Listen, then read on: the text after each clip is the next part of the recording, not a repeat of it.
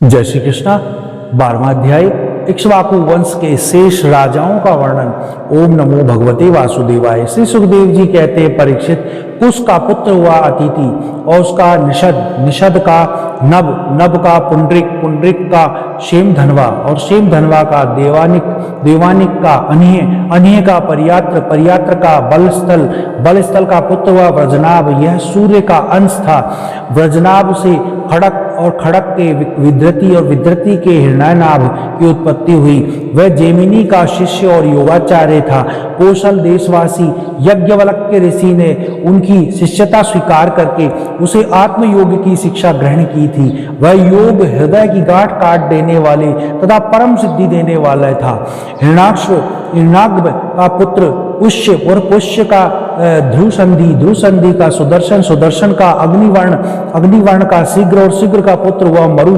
मरु ने योग साधना से सिद्धि प्राप्त कर ली, और वह इस समय भी कलाप नामक ग्राम में रहता है। कलयुग के अंत में सूर्य वंश के नष्ट हो जाने पर उसे फिर से चलाएगा। मरु से प्रसुसुत, और उससे संधि, और संधि से अमर्षण का जन्म हुआ।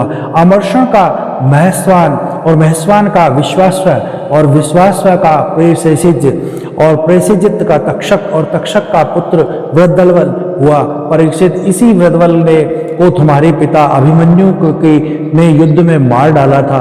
परीक्षित, इक्ष्वाकु वंश में इतने नरपति हो चुके हैं, अब आने वाले के विषय में सुनो।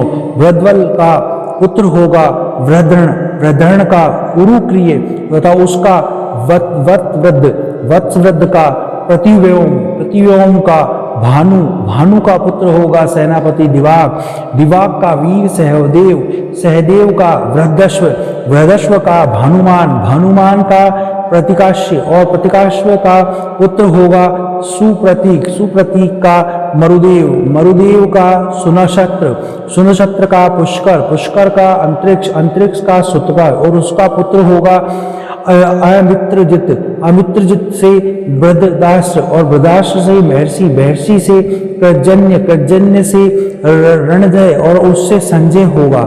संजय का साक्य, उसका सुद्रोध, और सुद्रोध से लाजल, और लागल का प्रसेजित, और प्रसेजित का पुत्र होगा शूद्रक होगा। शूद्रक से रणक, और रणक से सुरत, और सुरत से इस वंश के अंतिम राजा सुमित्र का जन्म होगा।